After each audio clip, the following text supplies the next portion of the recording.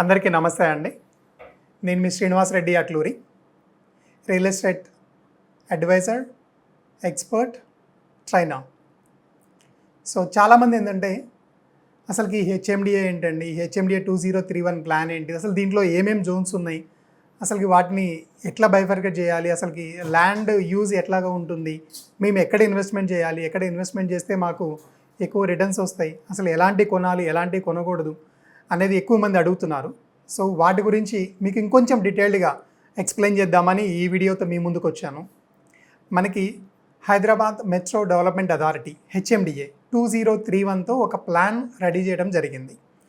So దీంట్లో ఏంటంటే, ఎందుకంటే మన హైదరాబాద్ అనేది పెరుగుతూనే ఉంది కదా, సో ఈ పెరుగుతున్న క్రమంలో ఏంటంటే ఈ రెగ్యులేషన్ అంటూ లేకపోతే ఎవరికి ఇష్టం వచ్చినట్లుగా వాళ్ళు ఇల్లు కట్టుకోవటం, లేకపోతే కమర్షియల్ కాంప్లెక్సెస్ కట్టుకోవటం, లేకపోతే అగ్రికల్చర్ చేసుకోవటం, ఇవన్నీ కూడా చేస్తూ ఉంటారు. ఇంకొకటి కూడా ఏంటంటే రియల్ ఎస్టేట్ పెరుగుతుంది కదా అని చెప్పి అగ్రికల్చర్ చేయాల్సిన ల్యాండ్స్ కూడా వాటిని కన్వర్షన్ చేసేసి రెసిడెన్షియల్ కింద చేసుకోవటము, లేకపోతే బిల్డింగ్స్ కట్టుకోవటము, ఇలా చేస్తుంటారు అనమాట. అందుకని గవర్నమెంట్ ఈ హెచ్ఎండిఏ 2031 ప్లాన్తో ఈ మ్యాప్తో మన ముందుకు వచ్చిందనమాట. దీంట్లో ఏంటంటే మనకి 12 రకాల జోన్స్ ఉన్నాయండి. 12 రకాల జోన్స్ ఉన్నాయి. దీని ప్రకారమే ఆ ల్యాండ్ యూజ్ చేయాలి, లేకపోతే యూజ్ చేయకూడదు అనమాట. అవేంటి అనేది ముందు మీకు చెప్తాను, దాని తర్వాత చిన్నగా ఒక్కొక్క దాని గురించి మీకు ఎక్స్ప్లెయిన్ చేస్తాను. ఫస్ట్ వచ్చేసి రెసిడెన్షియల్ యూజ్ జోన్ అండి. ఈ రెసిడెన్షియల్ జోన్లో ఏంటంటే దీంట్లో కూడా మనకి 4 టైప్స్ ఉన్నాయన్నమాట.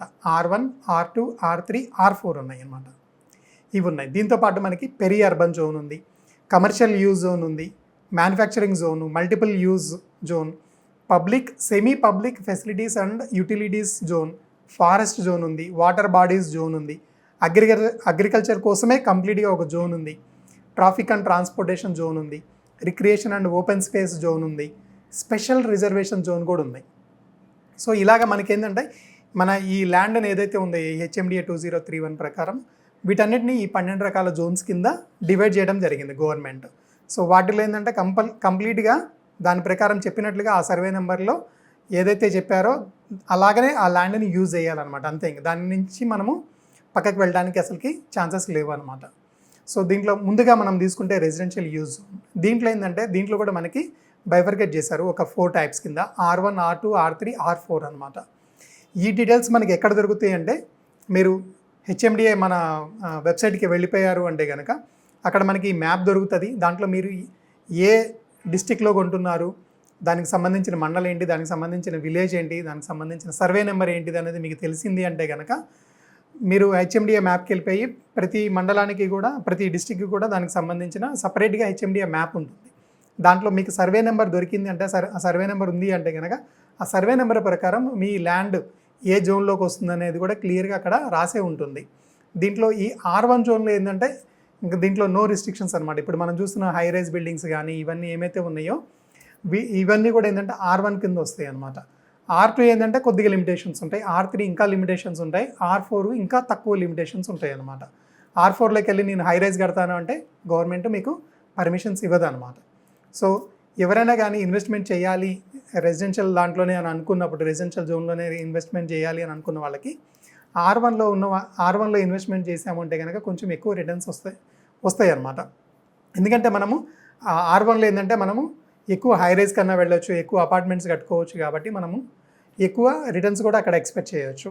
దాని తర్వాత R2, దాని తర్వాత R3, దాని తర్వాత R4, ఇవన్నీ కూడా ఏంటంటే కంప్లీట్గా రెసిడెన్షియల్ జోన్సే.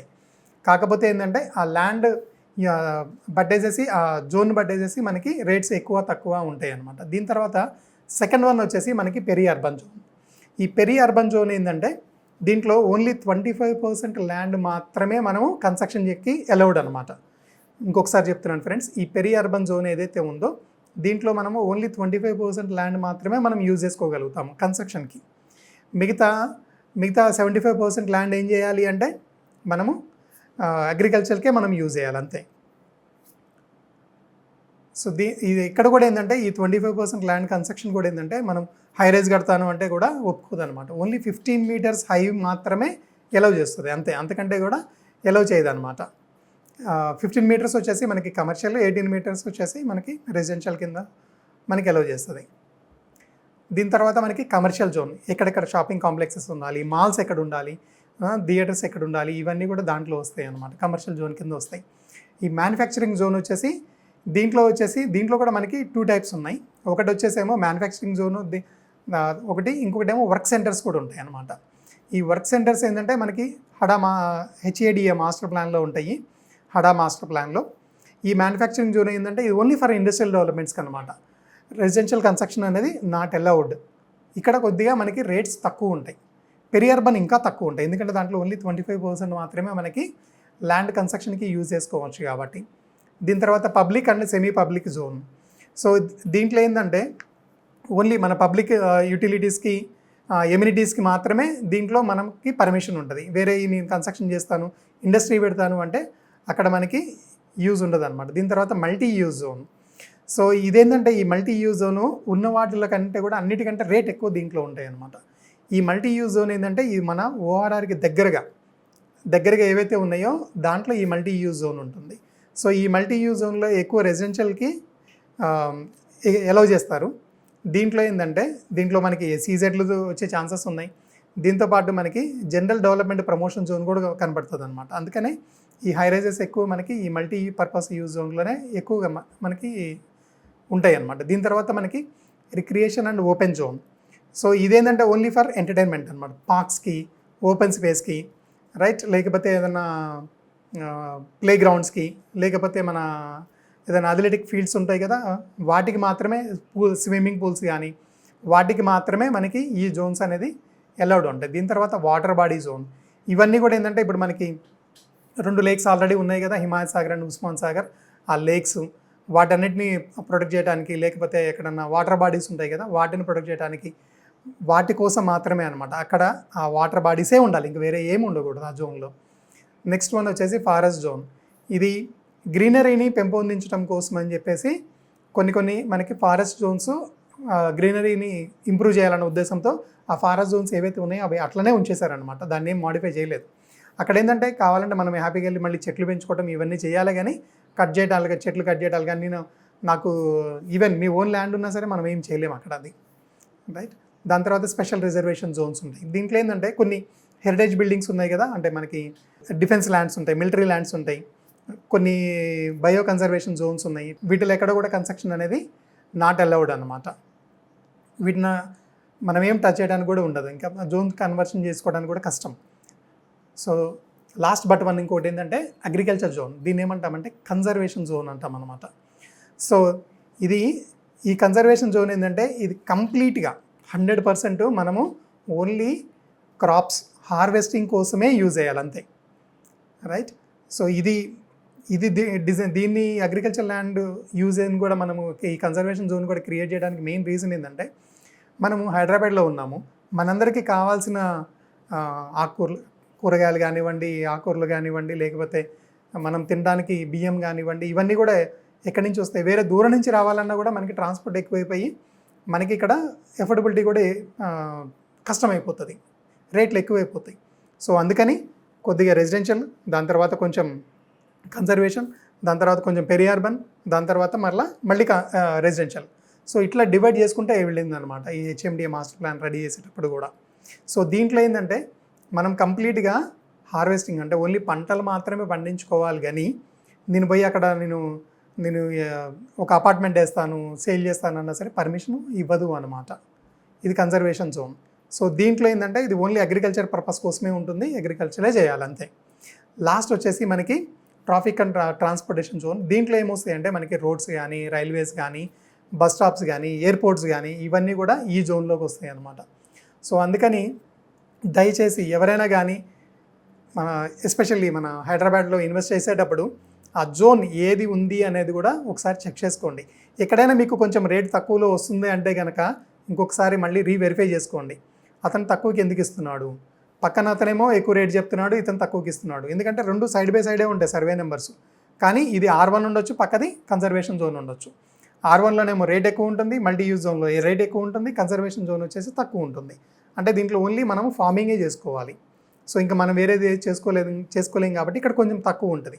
అదేంటి మీ దగ్గర తక్కువ ఉంది, పక్కన వాళ్ళ దగ్గర ల్యాండ్ రేట్ ఎక్కువ ఉంది అంటే మీరు ఒకసారి డెఫినెట్గా ఆలోచించాల్సిన సమయం అది. మీరు ఒకసారి మీరే పర్సనల్గా హెచ్ఎండిఏ వెబ్సైట్ ఓపెన్ చేసుకోండి, మండల నేమ్ ఏంటి, విలేజ్ నేమ్ ఏంటి, సర్వే నెంబర్ ఏంటిది చూసుకొని ఆ జోన్లోకి వెళ్తే ఇక అంటే దీన్ని ఏం చేశారంటే ఈ జోన్స్ అన్నీ కూడా ఏంటంటే బైఫర్కేట్ చేశారనమాట కలర్స్తో. రెసిడెన్షియల్ అయితే మనకి కొంచెం కలర్ కొంచెం కాషాయం కలర్తో, సాఫ్రాన్ కలర్తో, రైట్. పెరి అర్బన్ జోన్ అయితే కొంచెం light thick green, conservation zone అయితే లైట్ గ్రీను, 111 జోన్ అయితే మనకి సో ఇట్లాగేంటంటే కలర్స్తో కూడా మనకి డిఫరెన్షియేట్ చేసేసి అక్కడ మీకు మీ మ్యాప్ ఓపెన్ చేయగానే కూడా మీకు ఆ జోన్ ఏంటిది అనేది కూడా అక్కడ రిటర్న్గా కూడా రాసి ఉంటుంది. ఎందుకంటే ఇప్పుడు మనకి సాఫ్రాన్ కలర్లో ఉందనుకోండి, ఇది మొత్తం కంప్లీట్గా R1 జోన్ అని కూడా మనం చెప్పలేము. దాన్ని ఏంటంటే వెనకాల బ్యాక్గ్రౌండ్లో కూడా ఇది R1, ఇది R2, ఇది R3 జోన్ అని కూడా బైఫర్కేట్ చేసి ఉంటుంది. సో అందుకనే అంత ఈజీగా మనం చెక్ చేసుకోవచ్చు. ఇది ఎందుకంటే HMDA వెబ్సైట్ అనేది అందరికీ యాక్సెసిబిలిటీ ఉంటుంది. మీకు ఏ మండలానికి సంబంధించిన ఆ మ్యాప్ అది మీరు డౌన్లోడ్ చేసేసుకొని మీరు ఆ సర్వే నెంబర్ ప్రకారం వెరిఫై చేసుకొని ఆ తర్వాతనే మీరు ఇన్వెస్ట్మెంట్ చేయండి. ఎందుకంటే అందరూ చెప్పేది ఏంటంటే ఇది HMDA అన్న సార్, HMDA అని చెప్తారు. నిజంగానే అది HMDA లిమిట్స్లోనే ఉంది, కానీ అది ఏ జోన్లో ఉన్నది అనేది కూడా ఇంపార్టెంట్. దాన్ని బట్టే రేట్ ఎక్కువ తక్కువ కూడా ఉంటుంది. మనకు అమ్మే పర్సన్ కూడా తెలుసు, కానీ అది మనకి చెప్పడు. అది హైడ్ చేసి సార్ ఇది HMDA లిమిట్స్లోనే ఉంది సార్ అని చెప్పగానే అమ్మో HMDA లిమిట్స్ అయినా మనం తీసేసుకుందామన్న ఉద్దేశంతో తీసుకున్న తర్వాత ఏమవుతుంది, అది కన్జర్వేషన్ జోన్లో ఉంటుంది. అది మనం పర్మిషన్కి వెళ్ళామనుకో, HMDA పర్మిషన్ దగ్గరికి వెళ్ళగానే నేను ఇక్కడ అపార్ట్మెంట్ కడదామంటేనే నువ్వు అపార్ట్మెంట్ ఎట్లా కడతావు, ఇక్కడ అగ్రికల్చర్ ల్యాండ్ ఇది, నువ్వు దీంట్లో ఓన్లీ అగ్రికల్చరే చేయాలి, ఫార్మింగే చేయాలి. నువ్వు ఎట్లా కడతావు, నేను ఇక్కడ పెట్రోల్ పంప్ పెట్టుకుంటాను సార్, రోడ్డు పక్కనే ఉంది కదా, హైవే పక్కనే ఉంది కదా అన్నా సరే మీకు పర్మిషన్స్ రావు. ఎందుకోసం అంటే అది మనకి అగ్రికల్చర్ కన్జర్వేషన్ జోన్లో ఉంది కాబట్టి.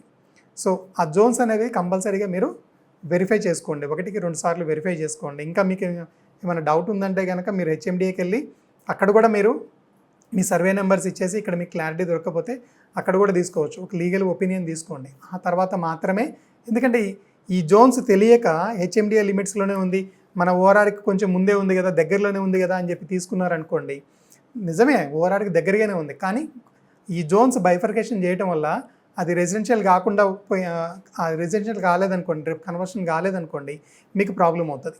ఇప్పుడు నేను చెప్పిందంతా కూడా ఏంటంటే ఈ 2031 ఇప్పుడు మనకి ఆల్రెడీ మ్యాప్ ఏదైతే ఉందో దీని ప్రకారమే మీకు నేను ఎక్స్ప్లెయిన్ చేయడం జరిగింది. ఇప్పుడున్న జోన్స్ ప్రకారమే నేను మీకు ఎక్స్ప్లెయిన్ చేయడం జరిగింది.